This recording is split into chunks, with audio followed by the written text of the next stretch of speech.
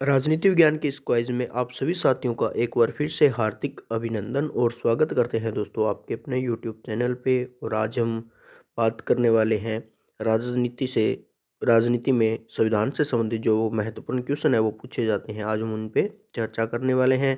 ये वीडियो में हमने संविधान संशोधन से संबंधित जो भी क्वेश्चन करवाए थे, हम आशा करते हैं आपको पसंद आए होंगे। तो चलिए ज़्यादा समय न लेते हुए हम आज की वीडियो को स्टार्ट करते हैं और बढ़ते हैं हमारे अगले प्रश्नों की तरफ।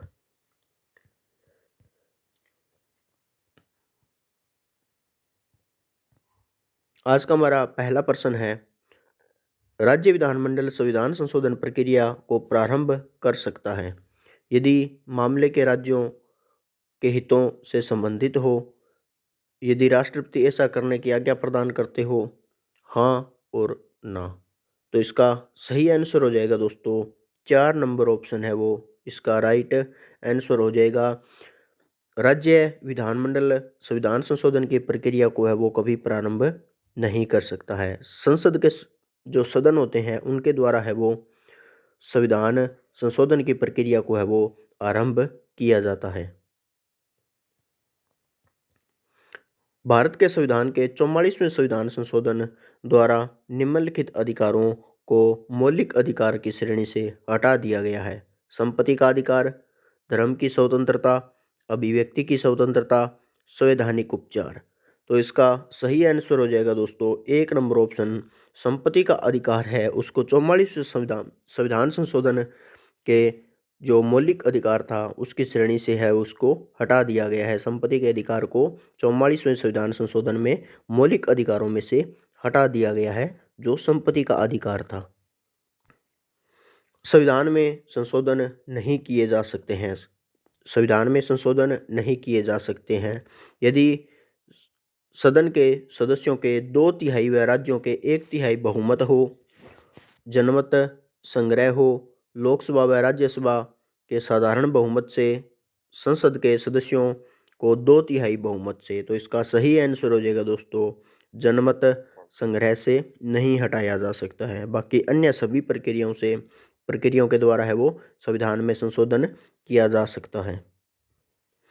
14 अगस्त 2007 को संसद द्वारा भारतीय संविधान में संशोधन के उपरांत अब अनुसूचित जाति की सूची में जातियों की संख्या कितनी है? 14 अगस्त 2007 को संसद द्वारा भारतीय संविधान में संशोधन किया गया था। उसके बाद अनुसूचित जाति में जातियों की संख्या कुल कितनी है? 1410 है, 1500 है, 607 जातियां हैं और 1206। तो इसका राइट आंसर हो जाएगा दोस्तों 4 नंबर ऑप्शन। कुल 1206 जातियां हैं जो कि संविधान संशोधन 14 अगस्त 2007 को किया गया था। उसके बाद में अनुसूचित जाति की जो सूची है उसमें 1206 जातियों को है वो शामिल किया गया है। भारत के संविधान में प्रथम संशोधन कब किया गया था? भारतीय संविधान में प्रथम संशोधन है वो कब किया गया था? 1955 में, 1958 में, 1950 में, 1951 में। तो इसका सही आंसर हो जाएगा दोस्तों 4 नंबर ऑप्शन है 1951 में है वो भारतीय संविधान में प्रथम बार है वो संशोधन किया गया था। और संशोधन की प्रक्रिया है वो कहाँ से ली गई है? भारतीय संविधान में दक्षिण अफ्रीका से ली गई है। भारत के संविधान में नई अनुसूची किस संशोधन अधिनियम द्वारा जोड़ी गई थी? पहला संशोधन अधिनियम, छठा संशोधन अधिनियम, तीसरा संशोधन अधिनियम, चौथा संशोधन अधिनियम। तो इसका सही आंसर हो जाएगा दोस्तों 1 नंबर ऑप्शन है वो इसका सही आंसर हो जाएगा। पहला संशोधन अधिनियम था, उसी के तहत जो नई अनुसूची थी उसमें संशोधन अधिनियम है वो जोड़ दिया गया था। प्रथम संवैधानिक संशोधन अधिनियम कब बनाया गया था? प्रथम संवैधानिक संशोधन अधिनियम कब बनाया गया था? 1952 में, 1955 में, 1951 में, 1959 में। तो इसका सही आंसर हो जाएगा दोस्तों सी ऑप्शन। 1951 में है वो प्रथम संवैधानिक संशोधन अधिनियम पारित किया गया था। भारत के संविधान में मौलिक कर्तव्य किस संविधान संशोधन द्वारा जोड़ा गया था? 15वें संविधान संशोधन, 46वां संविधान संशोधन, 32वां संविधान संशोधन, 42वां संविधान संशोधन। तो इसका सही आंसर हो जाएगा दोस्तों 4 नंबर ऑप्शन जो 42वां संविधान संशोधन था उसके तहत मौलिक कर्तव्यों को है संविधान संशोधन के द्वारा है वो जोड़ा गया था। प्रथम संवैधानिक संशोधन अधिनियम किससे संबंधित था? कुछ राज्यों के कृषि भूमि सुधार से, स्थानीय स्वायत्त शासन से, देश की सुरक्षा से, भारत के प्रधानमंत्री की सुरक्षा से। तो इसका सही आंसर हो जाएगा दोस्तों 1 नंबर ऑप्शन। कुछ राज्यों के कृषि और भूमि सुधार संबंधित जो अधिनियम थे वो प्रथम संवैधानिक संशोधन अधिनियम से संबंध रखते थे। 42वां संविधान संशोधन अधिनियम उल्लेखनीय है क्योंकि जम्मू कश्मीर को विशेष दर्जा प्राप्त था, सिक्किम को विशेष दर्जा प्राप्त था, नीति निर्देशक तत्वों को मौलिक अधिकारों पर वरीयता प्रदान की गई थी, मौलिक अधिकारों को नीति निर्देशक तत्वों पर वरीयता प्रदान की गई थी। तो इसका सही आंसर हो जाएगा दोस्तों अपना 3 नंबर ऑप्शन है वो इसका राइट आंसर हो जाएगा। नीति निर्देशक तत्वों को मौलिक अधिकारों में वरीयता दी गई थी। 42वां संविधान संशोधन है उसमें उल्लेखनीय है कि नीति निर्देशक तत्वों को मौलिक अधिकारों पर वरीयता प्रदान है वो की गई थी। बढ़ते हैं अगले प्रश्नों की तरफ। 42वां संविधान संशोधन विधेयक किससे संबंधित था? 42वां संविधान संशोधन विधेयक किससे संबंधित था? 42वां संविधान संशोधन अधिनियम से, राज्यपाल के विवेकाधिकारों से, नागरिकों के मौलिक कर्तव्यों से, संपत्ति के अधिकार से। तो इसका सही आंसर हो जाएगा दोस्तों 3 नंबर ऑप्शन। 3 नंबर ऑप्शन है वो इसका राइट आंसर हो जाएगा। नागरिकों के मौलिक अधिकारों से संबंध रखता था। किस संविधान संशोधन द्वारा यह व्यवस्था की गई कि राष्ट्रपति या उपराष्ट्रपति के चुनाव को इस आधार पर चुनौती नहीं दी जा सकती कि निर्वाचक मंडल अपूर्ण है?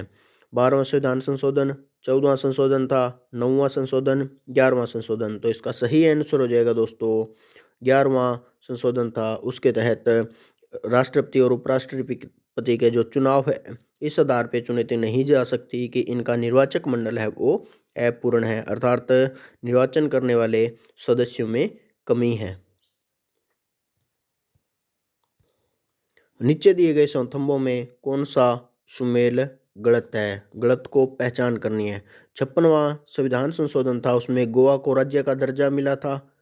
62वां संविधान संशोधन अनुसूचित जातियों तथा अनुसूचित जनजातियों के लिए है। 52वां संशोधन है वो दल बदल विधेयक के लिए है। 48वां संशोधन है वो पंजाब आपात उपबंधों से है। तो दोस्तों इसमें सभी चारों स्तंभ है वो सही है, तो इसके सभी ऑप्शन है वो समान रहेंगे। कोई भी ऑप्शन या फिर कोई भी जो स्तंभ इसमें दिखाया गया है वो गलत नहीं है, क्योंकि 56वां संविधान संशोधन है वो गोवा को राज्य का दर्जा देता है जो पहले एक यूटी था, अर्थात केंद्र शासित प्रदेश था। उसके बाद जो 62वां संविधान संशोधन होता है उसमें अनुसूचित जातियां तथा अनुसूचित जनजातियों के लिए अधिनियम है वो पारित किया गया था। और 52वां संविधान संशोधन है उसमें दल बदल विधेयक के बारे में वर्णन मिलता है। और 48वां संविधान संशोधन है उसमें पंजाब आपात उपबंधों के लिए प्रस्तावित था। किसी संविधान संशोधन द्वारा यह व्यवस्था की गई कि उपराष्ट्रपति के चुनाव के लिए संसद के दोनों सदनों की संयुक्त बैठक बुलाना आवश्यक है?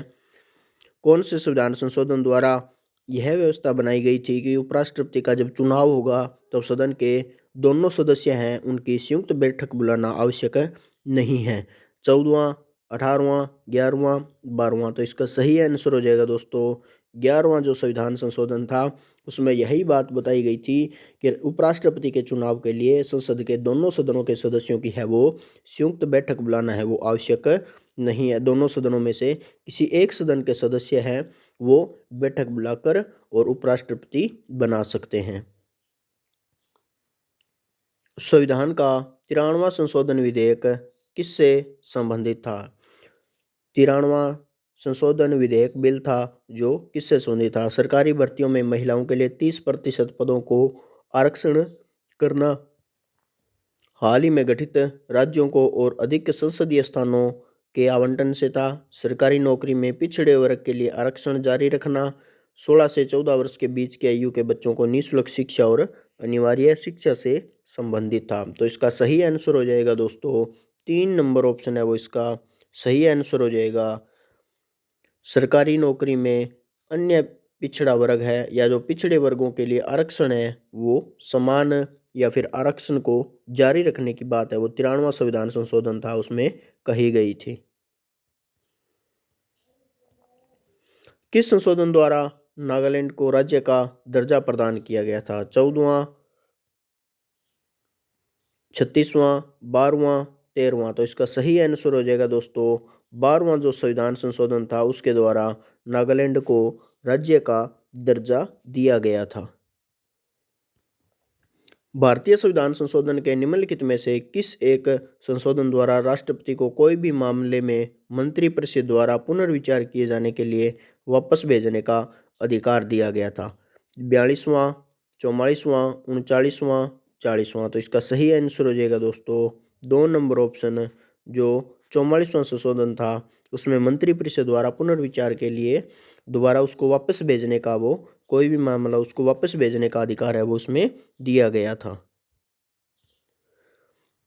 किस संविधान संशोधन द्वारा पंजाब राज्य को पुनर्गठित करके पंजाब तथा हरियाणा राज्य एवं चंडीगढ़ केंद्र शासित प्रदेश की स्थापना है वो की गई थी? 22वां संविधान संशोधन, 35वां संविधान संशोधन, 14वां संविधान संशोधन, 18वां संविधान संशोधन। तो इसका सही आंसर हो जाएगा दोस्तों 18वां संविधान संशोधन था उसमें पंजाब राज्य को पुनर्गठित करके पंजाब तथा हरियाणा राज्य एवं चंडीगढ़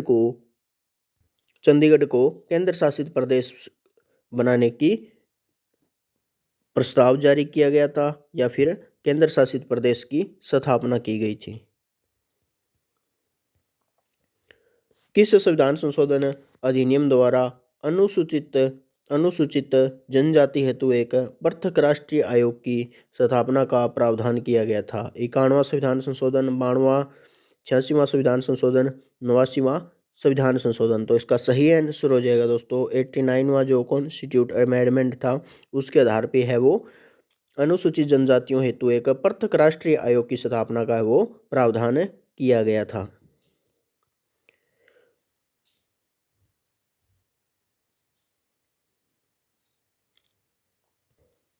तो दोस्तों आज की हमारी क्वाइज है वो यहीं पे समाप्त होती है और मिलते हैं कल नेक्स्ट वीडियो के साथ। तब तक जय हिंद जय भारत। वीडियो को शेयर करना न भूलें। वीडियो अपने दोस्तों के साथ है वो ज़रूर शेयर करें और कमेंट करके हमें बताएं वीडियो आपको कैसी लगी। धन्यवाद दोस्तों।